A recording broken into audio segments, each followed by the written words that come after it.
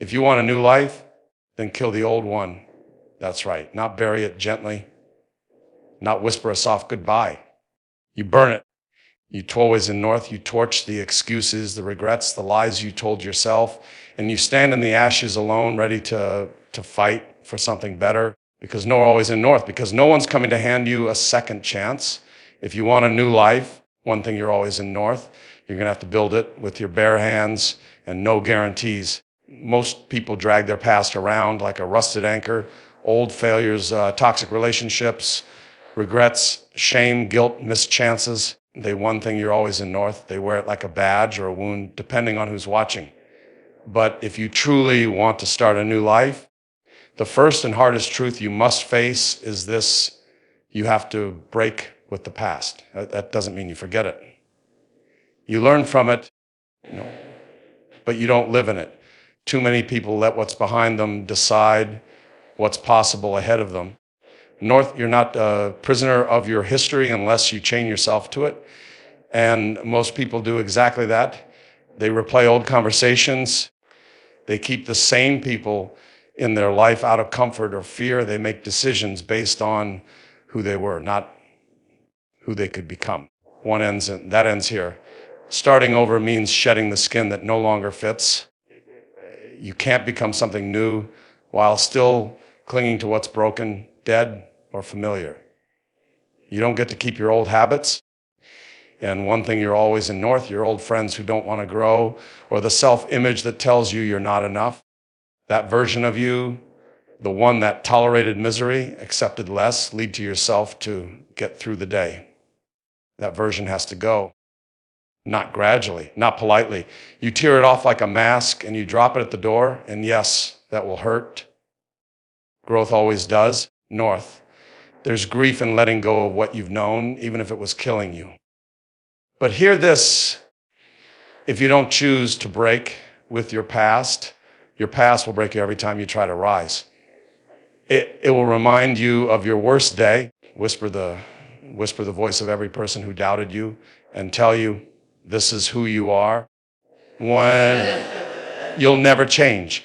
And if you listen to it long enough, you'll believe it. So you make a clean break in north. That might mean going silent for a while, moving cities, cutting ties, ending patterns, saying no. You don't owe explanations to anyone who was invested in your smaller self. You owe everything to the person you're becoming. And if you want that person to be free, powerful, focused, you're always in north, and honest, then you have to stop dragging the weight of your old life through the door of your new one. There is no partial rebirth, no soft exit. There is only now, and the decision to draw a hard line in the sand. I do not live there anymore. Not emotionally, not mentally, not spiritually. You are not defined by what happened to you. You are shaped by what you do next, and what you do next has to begin with this. You break the damn chain, because you don't get a second life by playing the rounds of the first. You shut the door, you walk away, and you don't look back. There's a moment in every life when the bottom falls out. You lose everything or almost everything. The job disappears. You're always in north. The relationship explodes. Your health breaks down. The mirror becomes unbearable. The truth is too loud to ignore, and think you're always in north. And the lies you built your life on crumble in your hands. That's rock bottom. And while most people see it as the end, one always in north, the ones who rise, we know better. They know rock bottom isn't death. It's a rebirth disguised as devastation. Owning your rock bottom means facing the brutal truth you're here because of choices. Some yours, some not. Some not, but it's your responsibility now. You don't flinch. You don't sugarcoat. You don't waste time blaming everyone else, even if they deserve some of it. That's the moment things shift. Because as long as you see yourself as the victim of your circumstances, you're powerless to change them. But the moment you say, this is on me, and I'm going to change it, you go from buried to building. Most people try to avoid their bottom. They numb it, deny it, hide it behind smiles or distractions. They say, you're always in north. I'm fine, while everything inside is screaming. But the truth is, you can't escape a fall by pretending it didn't happen. You climb north. You climb out by acknowledging exactly where you are. You look at the wreckage without turning away. You admit that you're not okay, but you also decide that this is not where the story ends. Owning your rock bottom also means stopping the performance. No more pretending you've got it all under control. No more Instagram filters on a life that's falling apart. When you're at the bottom, image doesn't matter. Ego doesn't matter. What matters is that small, fierce part of you that says, not like this, not anymore. That voice, that raw, honest voice is your lifeline. You don't need motivation right now. You need truth. You need clarity. You need to say, I am broken, but I am not done. And when you own it, really own it, you start to see it for what it is, the most honest place you've ever been. No more eyes, no more masks, no more noise, just you, the mirror, and the decision to get up. Because here's the thing about rock bottom, it's solid. One, it's the one place where there's nowhere lower to go, and that makes it powerful. You can finally push off. You can finally rebuild without carrying the lies. One thing, you're always in north. You can finally get real about what matters and who you are when everything else is gone. So don't run from your bottom. Sit in it. Feel it. Learn from it. Let it strip away every illusion that's held you back. Because when you stand back up from that place, you're not who you were before. You're sharper. You're tougher. You're clear. And clarity through the fire is where new lives begin. Most people say they want a better life, but when you ask them what that life actually looks like, they hesitate, they speak in fog. I just want to be happy. I want to be successful. I want peace. Vague, soft, empty. You can't chase something you haven't defined. You can't build something you haven't envisioned. And you definitely can't transform your life while you're still guessing what you're even aiming for. That's why clarity is power. Clarity strips away confusion. It removes guesswork. It draws a hard, straight line between where you are and where you need to go. Without it, you drift. With it, you move like a weapon, focused, sharp, controlled. The people who reshape their lives aren't the ones with the most talent or luck. They're the ones with the clearest vision. They know what they're building. They know what they're willing to do for it. They know exactly what doesn't belong anymore. When you have clarity, you stop wasting energy. You stop chasing distractions dressed as opportunities. You stop compromising for people who never belonged in your next chapter. You stop negotiating with your own standards. You start saying no with precision. You start saying yes with intention. You don't run faster. You run smarter. You become dangerous because every step you take is deliberate. Getting that kind of clarity isn't easy. It requires brutal self-inquiry. It demands you look at your life and ask questions most people avoid. What do I really want? Not what looks good, not what's expected, but what sets me on fire. What kind of person do I have to become to deserve that life? What am I willing to sacrifice to get there? What am I not willing to sacrifice anymore? Most people avoid these questions because they force accountability. When you get clear, you can't hide behind excuses anymore.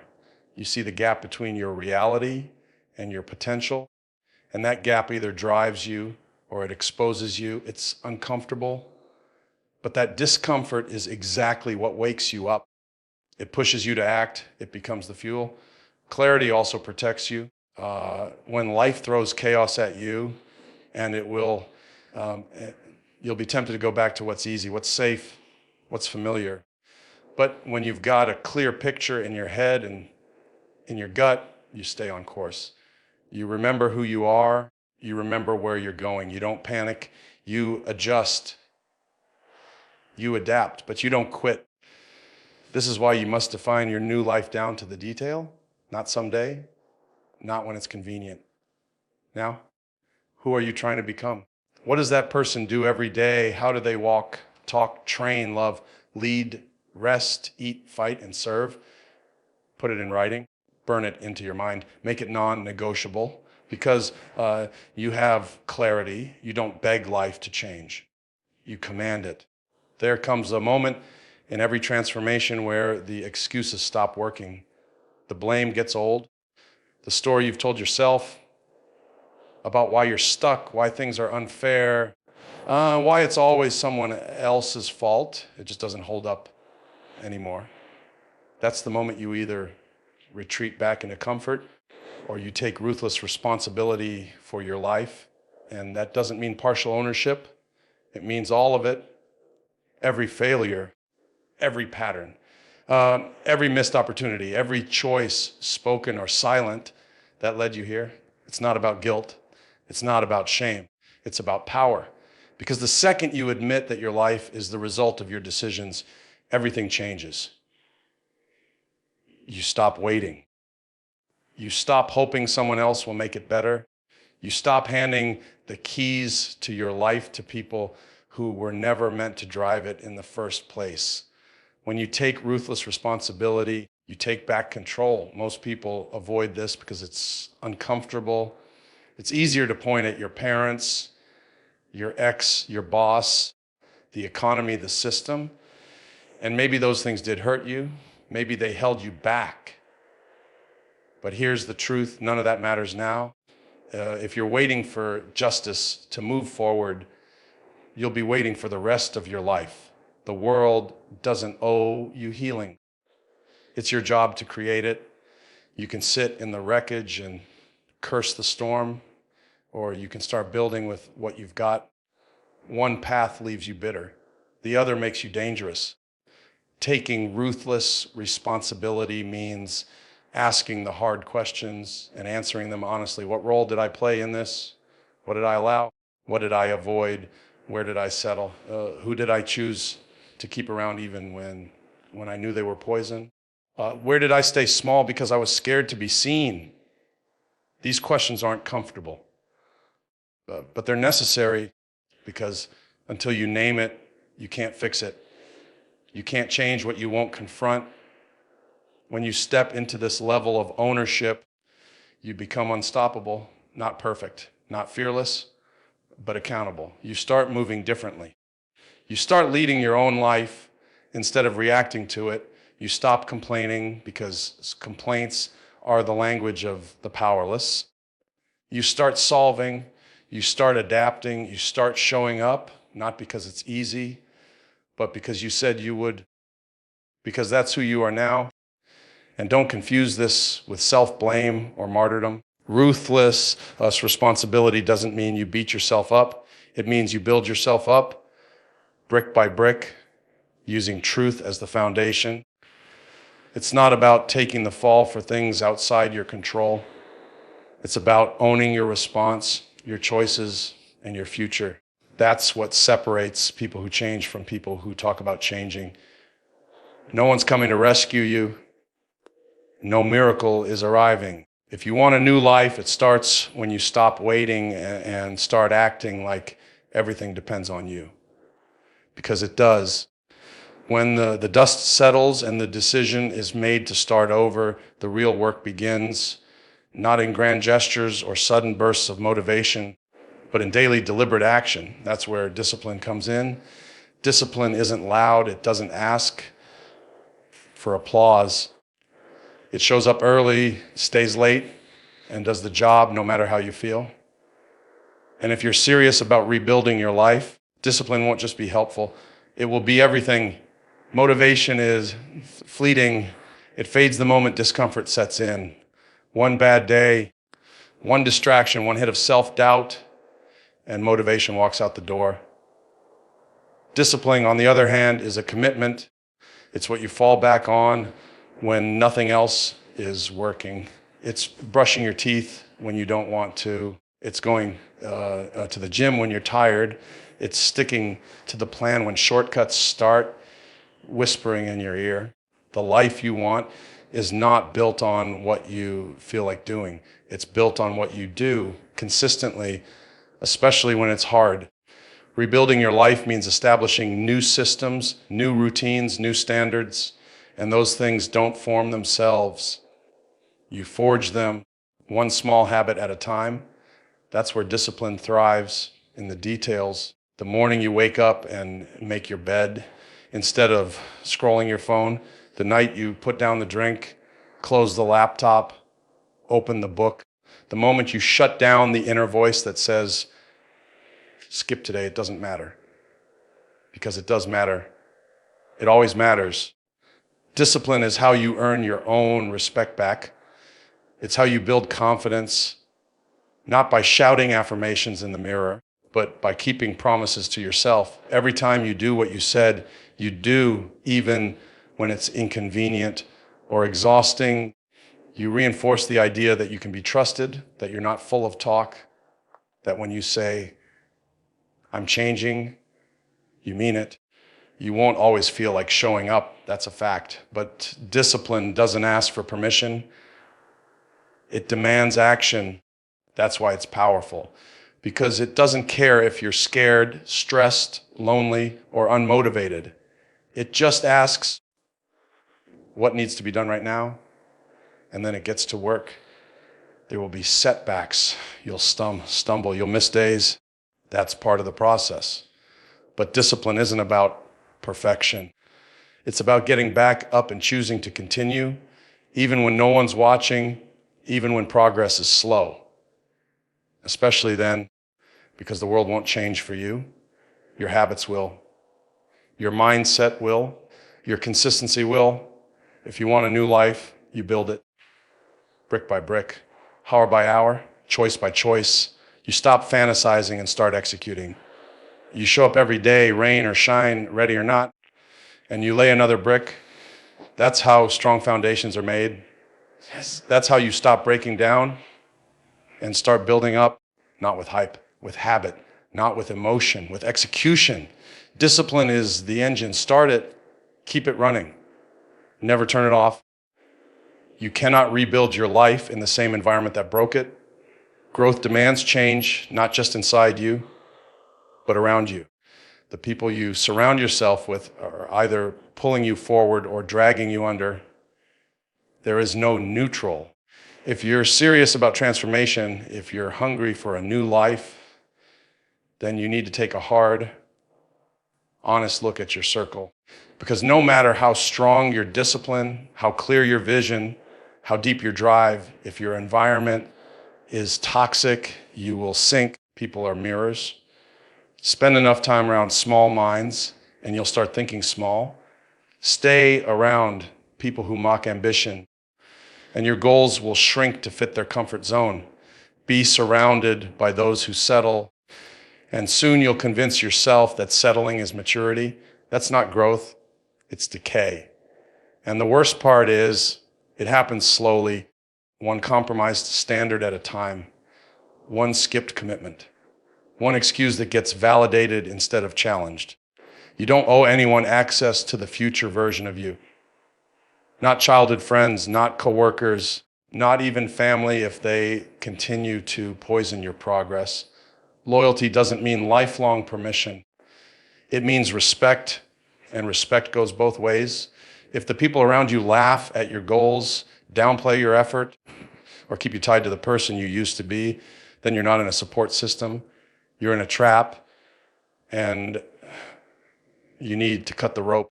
This doesn't mean becoming cold or arrogant. It means becoming protective of your energy, your time, your standards. You need people around you who hold you accountable, not enable your weakness. People who challenge your excuses, not comfort them. People who see the version of you you're trying to become and push you toward it, even when it's uncomfortable. Especially then, you rise to the level of your environment. That's not motivational fluff, it's fact. If you train with stronger people, you get stronger. If you think with sharper minds, your thinking sharpens. If you're surrounded by hunger, you'll stay hungry. But if you're surrounded by comfort, you'll get soft. And softness doesn't survive in a hard world. It folds. It quits. It blends in. Building a new life means building a new tribe. Sometimes that tribe starts with one person, you. But soon, you seek others who are climbing, who talk goals instead of gossip, who speak truth instead of flattery, who push you not because they think you're weak, but because they know you're capable of more. These are the people who elevate your standards just by being in the room. You don't need cheerleaders. You need warriors. You need builders. You need people who make you feel like your dreams are possible and your excuses are embarrassing. The right environment isn't just helpful. It's oxygen. Without it, you suffocate. With it, you breathe. You grow north. And you move like someone who's not just surviving their old life, but dominating their new one. Starting a new life isn't about waiting for the perfect moment or hoping for a second chance. It's about making a decision so fierce and final that the old version of you has no room to return. You break with the past, own your rock bottom, and stare down the truth without blinking. You get clear, painfully clear, on what you want, and you take ruthless responsibility for getting there. No more blame, no more shortcuts. You rebuild not with hype, but with unshakable discipline day after day, and you surround yourself with people who demand your best, not your excuses. This isn't a fantasy, it's a fight for your future, a fight you win by showing up again and again until your new life isn't just a vision, it's your reality. And once you've built it, no one can take it from you. Because you didn't get lucky, you got relentless.